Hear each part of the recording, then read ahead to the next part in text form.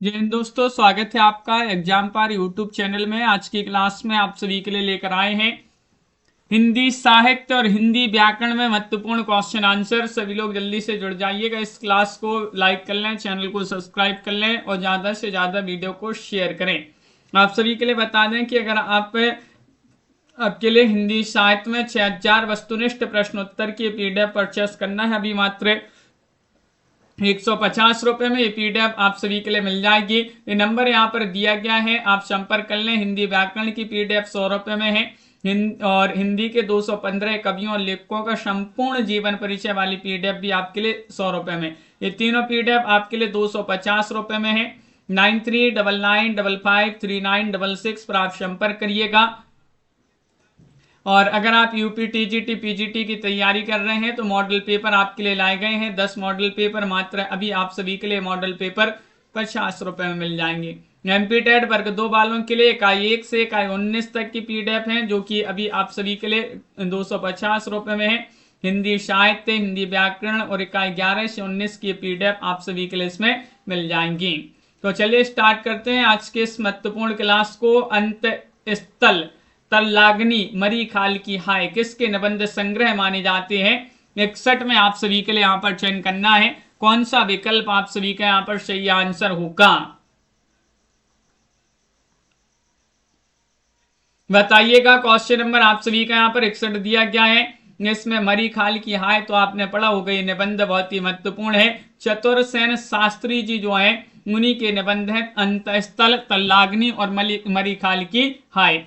Question आप सभी का यहाँ पर दिया गया है 62 की यहाँ पर है पंचपात्र और पद्म बन कुछ तथा और कुछ, ये किसके निबंध संग्रह हैं? 62 में आप सभी के लिए यहाँ पर चयन करना है सिया रामचरण गुप्त, राजवली पांडे, पद्मलाल पुन्नालाल बख्शी, परशुराम चतुर्वेदी। आज के क्वेश्चन थोड़ी से आपके कठिन होंगे। क्वेश्चन नंबर आप सभी का यहाँ पर 62 दिया गया है। 62 में आप सभी का यहाँ पर सही आंसर ये निबंध है पद्मलाल पुन्नालाल बख्शी जी के। विकल्प आप सभी का यहाँ पर सी वाला विकल्प यहाँ पर सही आंसर है। क्वेश्चन नंबर आप सभी का यहाँ पर 63वां क्वेश्चन दिया गया है। क्या दिया गया है कि सन 1939 में प्रकाशित झूठ सच नामक निबंध संग्रह किसका है? देखिए, झूठ सच पूछा गया, झूठा सच वो यशपाल का अलग है, ये झूठ सच पूछा है। गोपाल राम गहमरी, मोहनलाल विष्णुलाल पंड्या, सियाराम शरण गुप्त, पंडित युगल किशोर।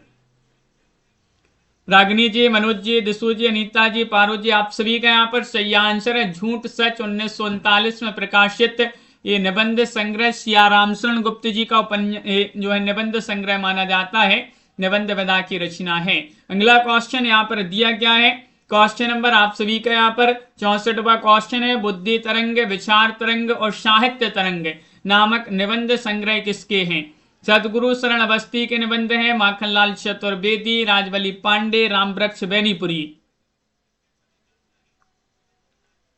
कनक जी, महिमा जी, आप सभी का यहाँ पर सही आंसर है बुद्धि तरंग, विचार तरंग और साहित्य तरंग। ये निबंध माने जाते हैं किनके? सदगुरु शरण अवस्थी के निबंध माने जाते हैं। ये वाला विकल्प आप सभी का यहाँ पर सदगुरु शरण अवस्थी आप सभी का यहाँ पर सही आंसर होंगे। अगला क्वेश्चन यहाँ पर देखिएगा। क्वेश्चन नंबर आप सभी का यहाँ पर दिया गया है। यहाँ पर क्वेश्चन नंबर 65वां क्वेश्चन है कि वंदे वाणी विनायकऊ नामक ललित निबंधों का संग्रह किस साहित्यकार का है? लीलाचंद जोशी या फिर यशपाल, गंगा प्रसाद साहा या रामवृक्ष बेनीपुरी। आकाश जी, बालदेव जी, क्वेश्चन नंबर 65 में वंदे वाणी विनायकऊ नामक ललित निबंधों का संग्रह है, आप सभी के लिए यहाँ पर चयन करना है। क्वेश्चन नंबर 65 यहाँ पर दिया गया है और 65 में आप सभी का यहाँ पर सही आंसर होगा विकल्प नंबर आप सभी का यहाँ पर डी वाला विकल्प रामवृक्ष बेनीपुरी आप सभी का यहाँ पर सही आंसर है। कंचन जी, रामवृक्ष बेनीपुरी आपका सही आंसर है। क्वेश्चन नंबर आप सभी का 66 है साहित्य चिंतन देखा पर का किसके निबंध संग्रह माने जाते हैं? 66 में चयन करिएगा। वियोगी हरि, इलाचंद जोशी, लक्ष्मी वाजपेयी, बद्री दत्त पांडे। इनमें से आपके लिए बताना है साहित्य चिंतन देखा पर का किसके निबंध संग्रह है। क्वेश्चन नंबर आप सभी का यहाँ पर 66 दिया गया है। लीलाचंद जोशी आप सभी का यहाँ पर सही आंसर है। बी वाला विकल्प आप सभी का यहाँ पर सही आंसर होंगे। नीलाचंद जोशी आप सभी का यहाँ पर। अगला क्वेश्चन है, जो ना भूल सका किसका निबंध संग्रह माना जाता है? जो ना भूल सका, इनमें से शांति प्रिय द्विवेदी, इलाचंद जोशी, नंदुलारी वाजपेयी, भदंत आनंद कौशल्यायन। क्वेश्चन नंबर 67 में आप सभी का यहाँ पर सुरेश जी, छवि शंकर जी, कौन सा विकल्प सही आंसर है? जो ना भूल सका किसका निबंध संग्रह है? तो आप सभी का यहाँ पर भदंत आनंद कौशल्यायन है, जो उन्हीं का ये निबंध माना जाता है। विकल्प नंबर डी आप सभी का यहाँ पर भदंत आनंद कौशल्यायन। अगला क्वेश्चन यहाँ पर दिया गया है, क्वेश्चन नंबर आप सभी का यहाँ पर 68 है। डॉक्टर रामचंद्र तिवारी ने किसके निबंधों में डॉक्टर रामचंद्र तिवारी ने किसके संबंध में लिखा है? सचमुच आप सर्वहारा होते हुए भी आत्महारा नहीं है। निराला जी, प्रेमचंद जी, शांति प्रिय द्विवेदी, माखनलाल चतुर्वेदी, इनमें से आप सभी के लिए बताना है। क्वेश्चन नंबर 68 में आप सभी के लिए यहाँ पर चयन करना है। तो 68 में आप सभी का सही आंसर है शांति प्रिय द्विवेदी के संबंध में लिखा है कि इन्होंने रामचंद्र तिवारी जी ने। विकल्प नंबर सी वाला विकल्प आप सभी का यहाँ पर सही आंसर है। क्वेश्चन नंबर 69वां क्वेश्चन यहाँ पर दिया गया है, 1951 में प्रकाशित हिंदी का साम्यक साहित्य किसके निबंधों का संकलन है? 1951 में प्रकाशित हुआ है। रामवृक्ष बेनीपुरी, राहुल सांकृत्यायन, विश्वनाथ प्रसाद मिश्र, इंद्रनाथ मदान। 69वां क्वेश्चन यहाँ पर दिया गया है। रमेश जी आप सभी का यहाँ पर सही आंसर। सुभाष जी, विकल्प आप सभी का यहाँ पर सी वाला विकल्प विश्वनाथ प्रसाद मिश्र जो है वह आप सभी का यहाँ पर सही आंसर होंगे। विश्वनाथ प्रसाद मिश्र आप सभी का यहाँ पर सही आंसर है। उन्हीं के निबंधों का ये संकलन माना जाता है। क्वेश्चन नंबर 70 यहाँ पर दिया गया है कि गणपति चंद्र गुप्त ने हिंदी साहित्य के आरंभिक काल की समय सीमा जो है कहाँ से कहाँ तक मानी है? 70 में बताने 700 से 1350 ईस्वी या 1000 से 1350 ईस्वी या फिर 1050 से 1350, 1000 या फिर 1184 से 1350 ईस्वी। क्वेश्चन नंबर 70 दिया गया है, गणपति चंद्र गुप्त जी ने हिंदी साहित्य के प्रारंभिक काल की जो समय सीमा मानी है 1184 से 1350 ईस्वी। विकल्प नंबर डी आप सभी का यहाँ पर सही आंसर होगा, डी वाला विकल्प। अगला क्वेश्चन, हिंदी साहित्य के इतिहास ग्रंथ हिंदी साहित्य विमर्श के लेखक कौन है? हिंदी साहित्य विमर्श के लेखक आप सभी के लिए यहाँ पर चयन करना है, कौन माने जाते हैं? तो यहाँ पर सभी लोग सही आंसर चयन करेंगे। बताइए कौन है? वियोगी हरि हैं, सूर्यकांत शास्त्री हैं, सिया राम शरण गुप्त हैं, पद्मलाल पुन्नालाल बख्शी हैं। हाँ रागनी जी, आज के क्वेश्चन थोड़ी टफ हैं। तो क्वेश्चन नंबर आप सभी का यहाँ पर दिया गया है 71 और आप सभी का यहाँ पर सही आंसर है पद्मलाल पुन्नालाल बख्शी जो है वह आप सभी का यहाँ पर सही आंसर होंगे।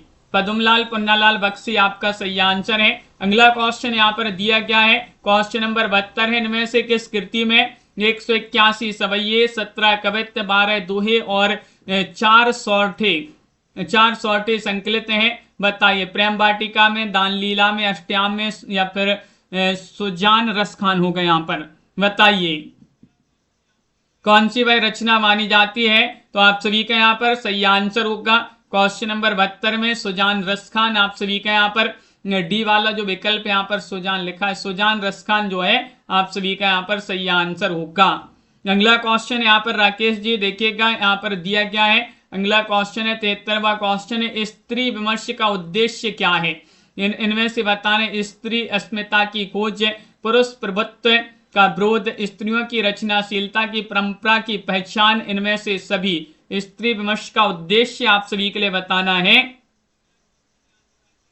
तो इनमें से आप सभी का यहाँ पर सही आंसर होगा बिंदु जी, उपर्युक्त सभी। उपर्युक्त इनमें से सभी आप सभी का यहाँ पर सही आंसर होगा। डी वाला जो विकल्प है वह आपका सही आंसर है। क्वेश्चन आप सभी का यहाँ पर 74वां क्वेश्चन है, शहर में कोई किसी की जाति नहीं पूछता, शहर के लोगों की जाति का क्या ठिकाना है, लेकिन गांव में तो बिना जाति के आपका पानी नहीं चल सकता। यह कथन किस रचना से लिया गया है? परती परिकथा, बलच्छनमा, रतिनाथ की चाची, मेला आंचल, इनमें से आप सभी के लिए बताना है। क्वेश्चन महत्वपूर्ण है और आप सभी का यहाँ पर सही आंसर होगा मैला आंचल। मैला आंचल फणिसुनाथ रेणु का एक आंचलिक उपन्यास है। हिंदी का प्रथम आंचलिक उपन्यास अगर पूछा जाए मैला आंचल है, जिसका प्रकाशन 1954 में हुआ है। क्वेश्चन आप सभी का यहाँ पर 75 है। हरिबिंदी किस साहित्यकार द्वारा रचित एक कहानी है? हरिबिंदी मैत्रेय पुष्पा, उषा प्रियंवदा, नंद दुलारी वाजपेयी, मृदुला गर्ग। 75 में सही आंसर बताइए। हरिबिंदी किस साहित्यकार द्वारा रचित एक कहानी है? और आप सभी का यहाँ पर सही आंसर होगा मृदुला गर्ग। मृदुला गर्ग जी जो है अनंत जी मुनि की एक कहानी मानी जाती है। हरिबिंदी विकल्प नंबर डी आप सभी का यहाँ पर सही आंसर होगा। पुनीता जी साकेत महाकाव्य के कौन से सर्ग में माता कैकेयी का पश्चाताप वर्णित है? बताइए कौन सा वह सर्ग है? साकेत एक बहुत ही महत्वपूर्ण रचना है। कृष्णा जी मैथिली शरण गुप्त जी की रचना साकेत एक महाकाव्य है और साकेत के कौन से सर्ग में माता कैकेयी का पश्चाताप वर्णित है? 7वें सर्ग, 8वें सर्ग में, 9वें सर्ग में, 10वें सर्ग में, इनमें से आप सभी के लिए बताना है। तो सही आंसर होगा 8वें सर्ग में। बी वाला विकल्प आप सभी का यहाँ पर 8वें सर्ग में। अगला क्वेश्चन यहाँ पर क्या दिया गया है? क्वेश्चन आप सभी का यहाँ पर 77वां क्वेश्चन है। भारतीय काव्य शास्त्र की भूमिका किसकी कृति है? नामवारशाही की रचना है, रामविलास शर्मा, भागीरथ मिश्र या डॉक्टर नगेंद्र? भारतीय काव्य शास्त्र की भूमिका एक रचना है, किनकी रचना मानी जाती है? ये आप सभी के लिए यहाँ पर बताना है। तो आप सभी का यहाँ पर 77 में सही आंसर होगा रेणु जी पूजा जी एक रचना डॉक्टर नगेंद्र जी जो हैं उन्हीं की रचना मानी जाती है। डॉक्टर नगेंद्र आपका यहाँ पर सही आंसर होंगे। सहज समानांतर कोश के कोशकार कौन माने जाते हैं? सहज समानांतर कोश के कोशकार कौन है? भोलानाथ तिवारी, हरदेव बायरी, अरविंद कुमार और कुसुम कुमार या फिर देवेंद्र शर्मा? इनमें से आप सभी के लिए 78 में सही आंसर चयन करना है। 78 में जो रचना ये कोश दिया इसके कोशकार आप सभी के लिए बताना है। तो सी वाला विकल्प आपका सही आंसर है। अरविंद कुमार और कुसुम कुमार आप सभी का यहाँ पर सी वाला विकल्प सही आंसर होगा।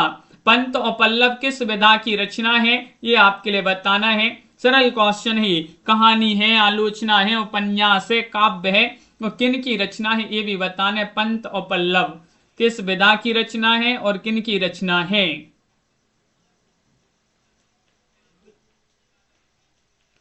79 में आलोचना आप सभी का यहाँ पर सही आंसर होगा। आलोचना विधा की रचना है पंत और पल्लव। विकल्प नंबर बी वाला विकल्प आप सभी का यहाँ पर सही आंसर होगा। क्वेश्चन आपका यहाँ पर 80 दिया गया है। कबीर परिचय के अनुसार कबीरदास ने कुल कितने वर्षों का जीवन पाया था? 100 वर्ष, 105 वर्ष, 110 वर्ष, 120 वर्ष? इनमें से चयन करिएगा। क्वेश्चन नंबर 80 में आप सभी का सही आंसर क्या होगा? कबीर परिचय के अनुसार कबीरदास जी ने कुल कितने वर्षों का जीवन पाया था? तो आप सभी का यहाँ पर सही आंसर है 120 वर्ष। आप सभी का यहाँ पर सही आंसर है 120 वर्ष। जिन्होंने भी यहाँ पर चयन किया है उनका यहाँ पर सही आंसर है। और पंत और पल्लव ये रचना पन्ने पड़ी थी। पंत और पल्लव कैसे हैं? निराले हैं। निराला जी की रचना एक आलोचनात्मक रचना है। 120 वर्ष जो है कबीर परिचय के अनुसार 120 वर्ष जिए कबीरदास जी। अगला क्वेश्चन यहाँ पर देखते हैं। क्वेश्चन नंबर आप सभी का यहाँ पर 81वां क्वेश्चन है। गोपाल राम गहमरी ने आर्थर कॉनन डॉयल के उपन्यास स्टडी इन स्कॉटलैंड का अनुवाद किस नाम से किया था? 81 में लज्जा राम, नायक राम, गोविंद राम, चंदन लाल? इनमें से आप सभी के लिए बताना 81 में कौन सा विकल्प सही आंसर होगा?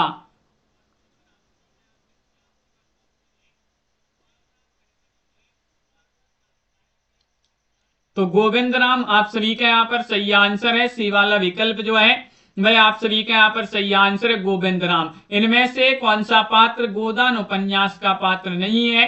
गोदान उपन्यास जो कि मुंशी प्रेमचंद जी का एक बहुत ही प्रसिद्ध महत्वपूर्ण अंतिम उपन्यास माना जाता है। 1936 इसका प्रकाशन वर्ष माना जाता है। दुनिया, सोफिया, गोविंदी, मालती कौन सा पात्र साधना जी गोदान उपन्यास का नहीं है? आप सभी का यहाँ पर सोफिया सही आंसर है। बी वाला विकल्प जो है वह आप सभी का यहाँ पर सही आंसर है सोफिया। क्वेश्चन नंबर 83 यहाँ पर दिया गया है। सागर सा गंभीर हृदय हो गिरि सा ऊंचा हो जिसका मन। इन पंक्तियों में अलंकार बताना है। रूपक, संदेह, उपमा, उत्प्रेक्ष अलंकार है। बताइए कि सागर सा गंभीर हृदय हो, ऊंचा गिरि सा ऊंचा हो जिसका मन। तो यहाँ पर उपमा दी जा रही है कैसी कि सागर जैसा गंभीर हृदय हो और गिरि जैसा जो है आपका ऊंचा मन हो। तो क्या दी जा रही, उपमा दी जा रही। तो उपमा से उपमा अलंकार आप सभी का यहाँ पर सही आंसर होगा। विकल्प नंबर सी आप सभी का यहाँ पर सही आंसर है। क्वेश्चन नंबर 84 यहाँ पर दिया गया श्रीलाल शुक्ल के उपन्यास राग दरबारी का रंगनाथ की वापसी शीर्षक से नाट्य रूपांतरण किसने किया है? कुसुम कुमार, गिरीश रस्तोगी, शांति मेहरोत्रा, शोभना बूटानी। इनमें से आप सभी के लिए 84 में चयन करना है कौन सा विकल्प आप सभी का यहाँ पर सही आंसर होगा। और आप सभी का यहाँ पर सही आंसर होगा यहाँ पर जो नाट्य रूपांतरण किया है गिरीश रस्तोगी ने। विकल्प आप सभी का यहाँ पर बी वाला जो विकल्प है कुमुद जी, दिव्यांशु जी, वह आप सभी का यहाँ पर गिरीश रस्तोगी सही आंसर है। अगला क्वेश्चन है कौन सा संप्रदाय श्री कृष्ण भक्ति से संबंधित नहीं है? वह संप्रदाय बताने श्री वल्लभ संप्रदाय, हरिदासी संप्रदाय, तत्सुखी संप्रदाय या फिर गौणीय संप्रदाय। वह संप्रदाय जो श्री कृष्ण भक्ति से संबंधित नहीं है। आप सभी का यहाँ पर सही आंसर होगा तत्सुखी संप्रदाय। विकल्प आप सभी का यहाँ पर सी वाला विकल्प सही आंसर होगा तत्सुखी संप्रदाय। ये कथन किसका है? क्वेश्चन नंबर 86 में अंधेरे में का काव्य नायक एक आत्मनिर्वासित व्यक्ति है जिसके आत्मनिर्वासन का प्रतीक है उसका गुहावास। ये कथन बताने नेमी चंद्र जैन, हरदेव बाहरी, नामवास, देवेंद्र शर्मा। इनमें से आप सभी के लिए बताना है ये कथन किस विद्वान का कथन माना जाता है। तो आप सभी का यहाँ पर सही आंसर होगा ये कथन माना जाता है नामवास है। नामवास है जो है उन्हीं का कथन। विकल्प आप सभी का यहाँ पर ए वाला विकल्प यहाँ पर सही आंसर है। क्वेश्चन नंबर आप सभी का यहाँ पर 87वां क्वेश्चन है जब वक्रोक्ति वक्ता की कंठ ध्वनि पर आश्रित होती है तब उसे क्या कहा जाता है? शबंग श्लेष वक्रोक्ति, अभंग श्लेष वक्रोक्ति, काकू वक्रोक्ति, प्रहलिका। इनमें से आप सभी के लिए बताएं जब वक्रोक्ति वक्ता की कंठ ध्वनि पर आश्रित होती है तब उसे क्या कहा जाता है? सोनू जी, दीपक जी, आप सभी का यहाँ पर सही आंसर है काकू वक्रोक्ति। सी वाला विकल्प आप सभी का यहाँ पर काकू वक्रोक्ति आप सभी का सही आंसर है। अगला क्वेश्चन यहाँ पर दिया गया है 88वां क्वेश्चन है कि स्वतंत्रता प्राप्ति के अवसर पर किस कवि ने मुक्त गगन है, मुक्त पवन है शीर्षक से कविता रची थी? 88 में आप सभी के लिए यहाँ पर बताना सोहनलाल द्विवेदी, रामधारी सिंह दिनकर, बालकृष्ण शर्मा नवीन, माखनलाल चतुर्वेदी। इनमें से आप सभी के लिए 88 में बताना है। तो 88 में आप सभी का यहाँ पर सही आंसर होगा माखनलाल चतुर्वेदी। आप सभी का यहाँ पर सही आंसर है डी वाला जो विकल्प है माखनलाल चतुर्वेदी, वह आप सभी का यहाँ पर सही आंसर होंगे। माखनलाल चतुर्वेदी को एक भारतीय आत्मा के नाम से जाना जाता है। ये कथन किसका है? क्वेश्चन नंबर 89 में लक्ष्यों के प्रति दुर्दांत स्नेह की आस्तिकता के बिना वास्तविक अस्मिता का विकास नहीं हो सकता। ये कथन किनका माना जाता है?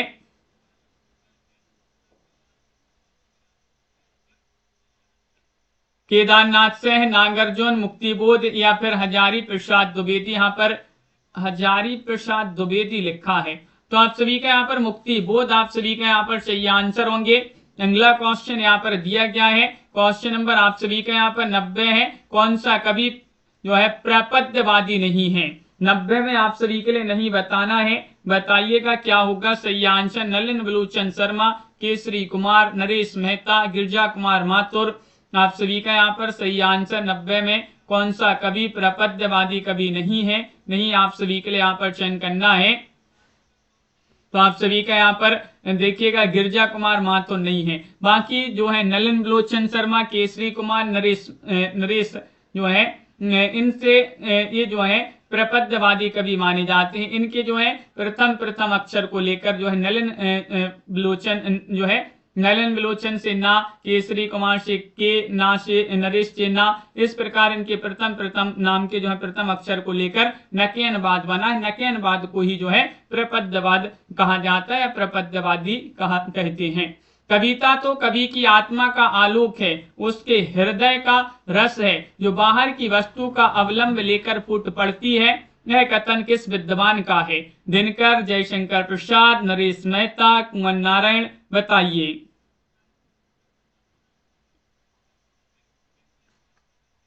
इनमें से आप सभी के लिए सही आंसर चयन करना है। तो आप सभी का यहाँ पर सही आंसर होगा विकल्प नंबर 1। आप सभी का यहाँ पर सही आंसर है दिनकर, यहाँ पर सही आंसर होंगे रामधारी सिंह दिनकर। क्वेश्चन आप सभी का यहाँ पर 92 दिया गया है कि जिभिया ऐसी बाबरी कह गई सरग पताल, आपहू कहीं भीतर रही ज्योति खात कपाल। ये आप सभी के लिए बताने दोहा किस कवि का है, ये आप सभी लोग चयन करेंगे। बिंदु जी, छोटे जी, छवि शंकर जी, आप सभी का सही आंसर। ये दोहा वृंद कवि रहीमदास तुलसीदास बिहारी जी किनका दोहा माना जाता है, ये आप सभी के लिए यहाँ पर बताना है। तो रहीमदास जी जो है उन्हीं का दोहा माना जाता है। बी वाला विकल्प आप सभी का यहाँ पर रहीमदास सही आंसर है। बाबा भारती और खड़ग सिंह किस कहानी के पात्र हैं? क्वेश्चन नंबर आप सभी का यहाँ पर 93वां क्वेश्चन। हार की जीत, हेरा फेरी, कवि का चुनाव, आकाशदीप, इनमें से बताना है। सन्नो जी क्या होगा सही आंसर? बाबा भारती और खड़ग सिंह किस कहानी के पात्र माने जाते हैं? और आप सभी का यहाँ पर हार की जीत कहानी, जो सुदर्शन जी की कहानी, सुदर्शन जी की कहानी है ना, हार की जीत, उसी के पात्र हैं बाबा भारती और खड़ग सिंह। बाबा भारती का एक घोड़ा है इसमें जिसका नाम क्या है? सुल्तान, सुल्तान घोड़ा। अगला क्वेश्चन यहाँ पर दिया गया है, इनमें से किस आचार्य ने प्राकृत को मीठी और संस्कृत को कठोर भाषा कहा है? भरत मुनि, वररुचि, राजशेखर या हेमचंद्र ने? क्वेश्चन नंबर 94वां क्वेश्चन यहाँ पर दिया गया है, इनमें से किस आचार्य ने प्राकृत को मीठी और संस्कृत को कठोर भाषा कहा है? तो प्रमोद जी आप सभी का यहाँ पर सही आंसर होगा राजशेखर, यहाँ पर सही आंसर है। सी वाला विकल्प जो है वह आप सभी का यहाँ पर सही आंसर होंगे राजशेखर। क्वेश्चन आप सभी का यहाँ पर दिया गया है 95 कि यहाँ पर गौड़ बहू यानी कि गौड़वध, गौड़वध के रचनाकार कौन है? क्या होगा सही आंसर? वागपति राज हैं, वररुचि हैं, भरत मुनि हैं, हेमचंद्र हैं, किनकी रचना मानी जाती है? क्वेश्चन नंबर 95 में आप सभी का यहाँ पर सही आंसर होगा वागपति राज, आप सभी का यहाँ पर सही आंसर। ए वाला विकल्प यहाँ पर सही आंसर है, वागपति राज जो है उन्हीं की रचना है। सिद्धांत पंचमात्रा के रचनाकार कौन है? 96वां क्वेश्चन। विष्णु स्वामी है, वल्लभाचार्य है, राघवानंद है, रामानुज है, इनमें से चयन करिएगा। सिद्धांत पंचमात्रा। इस पीडीएफ में 6000 क्वेश्चन हिंदी साहित्य के मात्र 150 रुपए में पीडीएफ अभी आपके लिए उपलब्ध है, संपर्क कर लीजिएगा, नंबर स्क्रीन पर दिया गया है। सिद्धांत पंचमात्रा राघवानंद की रचना मानी जाती है। इनकी रचना है राघवानंद, आप सभी का यहाँ पर सही आंसर है। अंधेरे में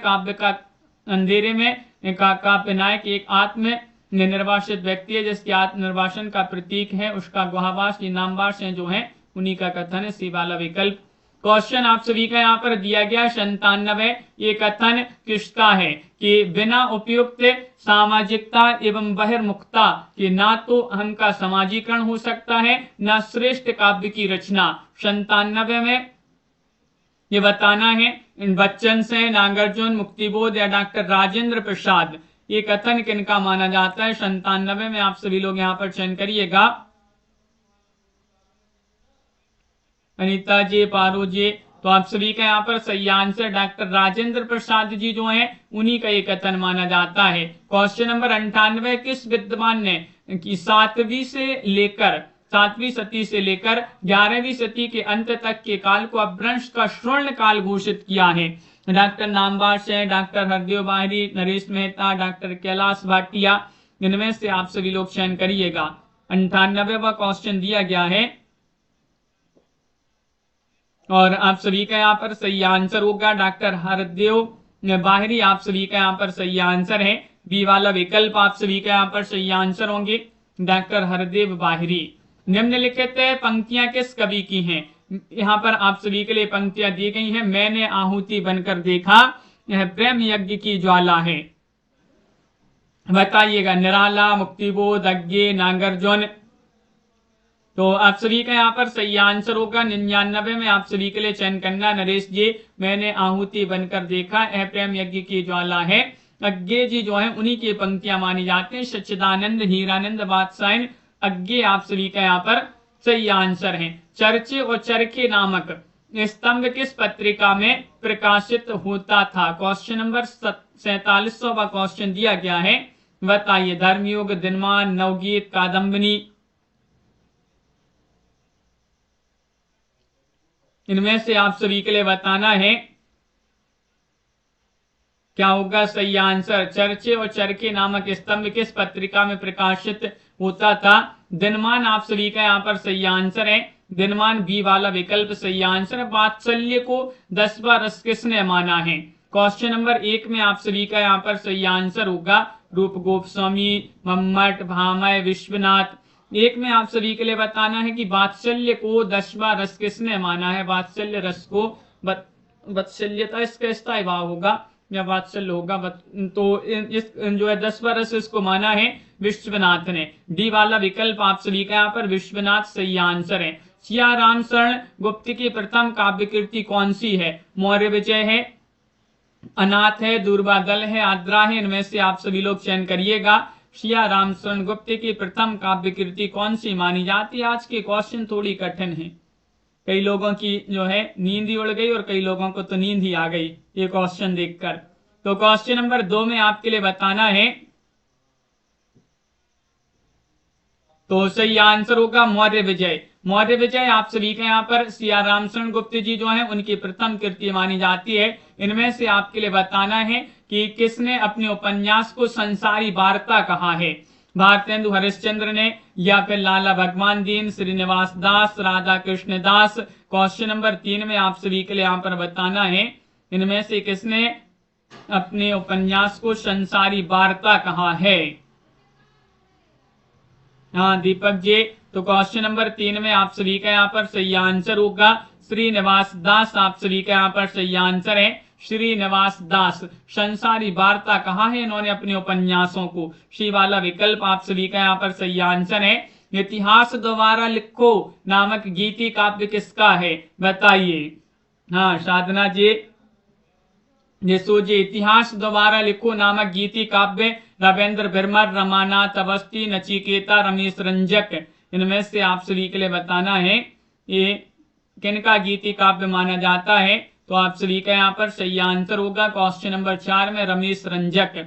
रमेश रंजक इतिहास दोबारा लिखो इन्हीं का एक गीति काव्य माना जाता है। क्वेश्चन नंबर 5 यहाँ पर दिया गया है, देखते हैं क्या है। क्वेश्चन नंबर 5 यहाँ पर ये रहा। डॉक्टर कृष्ण शंकर शुक्ल ने आचार्य केशव दास पर एक समीक्षात्मक पुस्तक लिखी थी और उस पुस्तक का नाम है केशव की कविताई।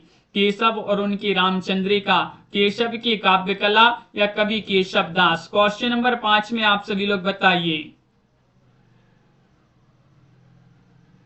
क्या होगा सही आंसर। डॉक्टर कृष्ण शंकर शुक्ल ने आचार्य केशव दास पर एक समीक्षात्मक पुस्तक लिखी थी केशव की काव्य कला। सी वाला विकल्प आप सभी का यहाँ पर सही आंसर है केशव की काव्य कला आपका सही आंसर है। क्वेश्चन नंबर 6 यहाँ पर दिया गया है कि मेवाड़ की पन्ना नामक धाय की अलौकिक त्याग का ऐतिहासिक वृत्त लेकर राजमुकुट नाटक की रचना की गई है और इस नाटक के लेखक का नाम बताना है। राजमुकुट नाम जो नाटक है हरिकृष्ण प्रेमी, डॉक्टर नरदेव बाहरी, नरेश मेहता, गोविंद बल्लभ पंत। क्वेश्चन नंबर 6 में आप सभी के लिए यहाँ पर चयन करना है, तो गोविंद बल्लभ पंत जी जो हैं उन्होंने इस नाटक की रचना की थी। तो किस नाटक की? राजमुकुट नाटक, जिसमें मेवाड़ की पन्ना नामक धाय के अलौकिक त्याग का जो है ऐतिहासिक वृत्त इसमें वर्णित है। अगला क्वेश्चन यहाँ पर दिया गया है, इनमें से किसने अपभ्रंश को अभीरों की भाषा कहा है? क्वेश्चन नंबर 7 में दंडी ने, भरत मुनि, पतंजलि, पुष्पदंत ने। बताइए किसने अपभ्रंश को अभीरों की भाषा कहा है? तो आप सभी का यहाँ पर सही आंसर होगा क्वेश्चन नंबर 7 में दंडी। दंडी आप सभी का यहाँ पर डी वाला विकल्प नहीं, ए वाला विकल्प आपका यहाँ पर सही आंसर है दंडी। संस्कृत के वार्णिक वृत्तों या छंदों में रची गई काव्य कृति कौन सी मानी जाती है? इनमें से आपके लिए बताना है प्रिय प्रवास है, या फिर विष्णु प्रिया है, जय भारत है, आत्मोत्सर्ग है। क्वेश्चन नंबर 8 में आप सभी के लिए बताने संस्कृत के वार्णिक वृत्तों एवं छंदों में रची गई काव्य कृति कौन सी मानी जाती है। 8 में आप सभी का प्रिय प्रभास अयोध्या से उपाध्याय हरिऔध जी जो है उन्हीं की रचना मानी जाती है। प्रिय प्रभास अगला क्वेश्चन 9वां क्वेश्चन है, संत हृदय नवनीत समाना किसकी उक्ति मानी जाती है, उक्ति बताइएगा। कबीरदास, सूरदास, रैदास, तुलसीदास, इनमें से बताने संत हृदय नवनीत समाना।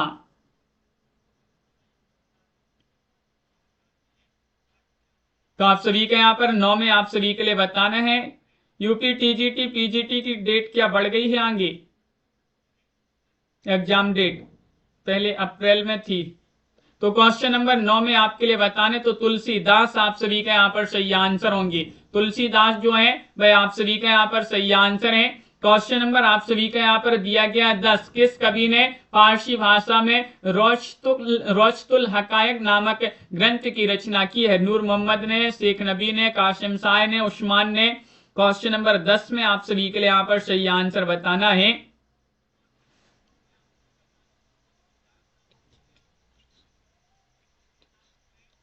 तो आप सभी का यहाँ पर सही आंसर होगा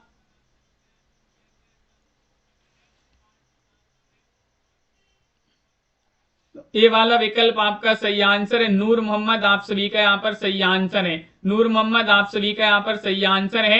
अगला क्वेश्चन यहाँ पर देखिएगा कि सूर्यदास वाजपेयी ने किस भाषा को राणा भाषा कहा है। 11 में आपके लिए बताना है। हाँ दीपक जी 11 में बताइए, पाली, प्राकृत, अपभ्रंश, ब्रजभाषा, इनमें से आप सभी के लिए बताना है कि सूर्यदास वाजपेयी ने किस भाषा को राणा भाषा कहा है। तो आप सभी का यहाँ पर सही आंसर क्या होगा, इनमें से आप सभी के लिए किस में बताना है। तो अपभ्रंश आप सभी का यहाँ पर सही आंसर है। किस भाषा को राणा भाषा कहा है, तो अपभ्रंश आप सभी का यहाँ पर सही आंसर है। ये कथन किसका है, ये आप सभी के लिए यहाँ पर चयन करना है, बताइएगा। काव्य प्रकृति की अनुकृति है पर एकदम नकल ना होकर उसका पुनः प्रस्तुतिकरण है। प्लेटो, अरस्तु, लॉन्जाइनस, मैथ्यू अर्नोल्ड, इनमें से आपके लिए बताना है क्या होगा आप सभी का यहाँ पर सही आंसर।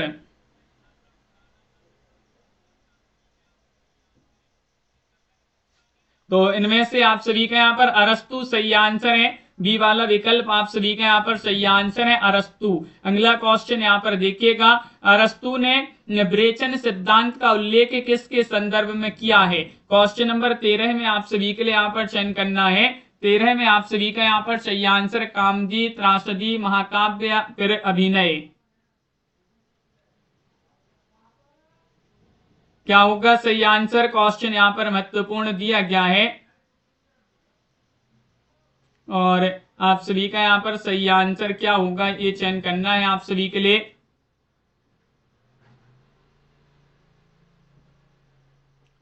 तो अरस्तु ने ब्रेचन सिद्धांत का उल्लेख किसके संदर्भ में किया है, त्रासदी आप सभी का सही आंसर होगा। दशानन किस प्रकार का शब्द है। क्वेश्चन नंबर 14 में आप सभी के लिए बताने दशानन जो है किस प्रकार का शब्द है। यूपी टीजीटी परीक्षा जो है 14-15 मई को होगी और यूपी पीजीटी परीक्षा जो है 20-21 जून को होगी। ये जो है नई डेट आ गई है। दशानन किस प्रकार का शब्द है, ऋण, यौगिक, योग ऋण या फिर इनमें से कोई नहीं। तो आप सभी का यहाँ पर सही आंसर होगा योग ऋण। योग ऋण आप सभी के यहाँ पर बी वाला विकल्प सही आंसर है। क्वेश्चन नंबर 16 यहाँ पर दिया गया है, स्वर्ग बनाया है जो मैंने उसे ना विकल्प बनाओ, अरे अप्सरो उस अतीत के नूतन गान सुनाओ। ये पंक्तियां जो है कामायनी के किस सर्ग से ली गई हैं। कामायनी जो की एक रचना है जयशंकर प्रसाद जी की जिसमें 15 सर्ग हैं। बताइएगा क्या होगा सही आंसर, कर्म, श्रद्धा, आनंद या फिर लज्जा। तो कर्म आप सभी का सही आंसर होगा। ये वाला जो विकल्प है वह आप सभी का यहाँ पर कर्म सही आंसर है। नीलगाय शब्द में कौन सा समास होगा। क्वेश्चन नंबर 16 में तत्पुरुष या अव्ययीभाव या फिर कर्मधारा या द्वंद्व समास है, इनमें से बताना है। क्वेश्चन नंबर 16 में सही आंसर चयन करना है। 16 में आप सभी का नीलगाय शब्द में कौन सा समास है, तो कर्मधारय समास आप सभी का यहाँ पर सही आंसर होगा। कर्मधारय समास आपका यहाँ पर सही आंसर है। अगला क्वेश्चन यहाँ पर दिया गया है, चंचला स्नान कर आवे चंद्रिका पर्व में जैसे। पंक्ति किस रचना या कृति से ली गई है? क्षत्रय में कामायनी, लहर, आंसू, झरना, इनमें से बताइए। हाँ कंचन जी, तो आप सभी का यहाँ पर सही आंसर है, चंचला स्नान कर आवे चंद्रिका पर्व में जैसे। पंक्ति किस रचना या कृति से ली गई है? तो इनमें से आप सभी का यहाँ पर सही आंसर है आंसू, जो कि जयशंकर प्रसाद जी की रचना आंसू, वह आप सभी का यहाँ पर सही आंसर होगा, सी वाला विकल्प। टंका जी, अगला क्वेश्चन यहाँ पर दिया गया है, क्वेश्चन नंबर आप सभी का यहाँ पर दिया है 18वां क्वेश्चन है कि गणपति चंद्रगुप्त ने प्रामाणिक परंपरा का प्रथम कवि किसे माना है? कुतुबन को माना है, शेख नबी, कासिम शाह, अशायत को माना है? बताइएगा क्या होगा सही आंसर। क्वेश्चन नंबर 18 में सही आंसर चयन करना है। 18 में अशायत आप सभी का यहाँ पर सही आंसर होंगे, डी वाला विकल्प आप सभी का यहाँ पर सही आंसर है। अशायत आप सभी का सही आंसर है। गीति संग्रह के रचनाकार कौन है? गीति संग्रह सूरती मिश्र की रचना, रसनिधि, रसिक गोविंद श्रीपति की रचना है, किन की रचना है? कल्पना जी, इनमें से बताना है। संजीव जी, गीति संग्रह के रचनाकार कौन है? पूजा जी, तो आप सभी का यहाँ पर सही आंसर गीति संग्रह रसनिधि की रचना है, बी वाला विकल्प आप सभी का यहाँ पर सही आंसर होगा, रसनिधि आप सभी का यहाँ पर सही आंसर है। अगला क्वेश्चन यहाँ पर क्या दिया गया है? नाट्य लक्षण रत्न कोश किसकी रचना मानी जाती है? क्वेश्चन नंबर 20 में धनंजय, रामचंद्र गुणचंद, या फिर विश्वनाथ, या फिर सागर नंदी। नाट्य लक्षण रत्न कोश किन की रचना मानी जाती है? 20वां क्वेश्चन यहाँ पर दिया गया है और 20 में आप सभी का सही आंसर सागर नंदी जो है उन्हीं की रचना मानी जाती है। विकल्प आप सभी का यहाँ पर डी वाला जो विकल्प है सागर नंदी, वह आप सभी का यहाँ पर सही आंसर होंगे। बिल्कुल सही। इस प्रकार आज की क्लास में जो है महत्वपूर्ण क्वेश्चन आंसर थे। रोज आप सभी के लिए रात्रि में 9 बजे एक क्लास आप सभी के लिए लाई जाती है। अब सुबह भी आप सभी के लिए 9:10 पर व्याकरण की क्लास होती है सुबह, तो उसमें आप सभी लोग अवश्य जुड़िएगा। शाम को 4 बजे अपन छायावाद पढ़ रहे हैं। ये सभी क्लासें आप सभी के लिए फ्री चल रही हैं और जिनके लिए हिंदी साहित्य में इसी प्रकार के जो है 6000 वस्तुनिष्ठ प्रश्नोत्तर की पीडीएफ परचेस करना, हिंदी साहित्य के मात्र 150 रुपए की पीडीएफ है। व्याकरण की पीडीएफ आपके लिए 100 रुपए में, हिंदी के 215 कवियों का संपूर्ण जीवन परिचय वाली पीडीएफ 100 रुपए में। यूपी टीजीटी पीजीटी के मॉडल पेपर की 10 सेट अभी 50 रुपए में है और एमपी टेट वर्ग 2 वालों के लिए अगर इकाई 1 से इकाई 19 तक की पीडीएफ मंगवाना है तो 250 रुपए में अभी आपके लिए मिल जाएंगी। हिंदी साहित्य, हिंदी व्याकरण 11 से 19 इकाई तक की सभी पीडीएफ जो है आप सभी के लिए उपलब्ध हैं। नंबर दिया गया है 9399553966 पर आप संपर्क करिएगा। वीडियो को लाइक कर लें। कल्पना जी, पिंकी जी, राकेश जी, तृप्ति जी, महिमा जी, प्रिया जी, दीपक जी, अनंत जी, मनोज जी, कुमुद जी और पूजा जी, कल्पना जी, रेणु जी, पारुल जी, हर्षन जी और ज्योति जी, प्रियंका जी, बालदेव जी, रेणु जी, राकेश जी, मनोज जी, संजीव जी, कंचन जी, प्रिया जी, अनंत जी, दीपक जी, सभी के लिए बहुत बहुत धन्यवाद। रोज आप सभी के लिए क्लास निरंतर लाई जा रही हैं। सोनू जी, पूजा, भारती जी, सभी के लिए शुभ रात्रि, सभी के लिए जय हिंद।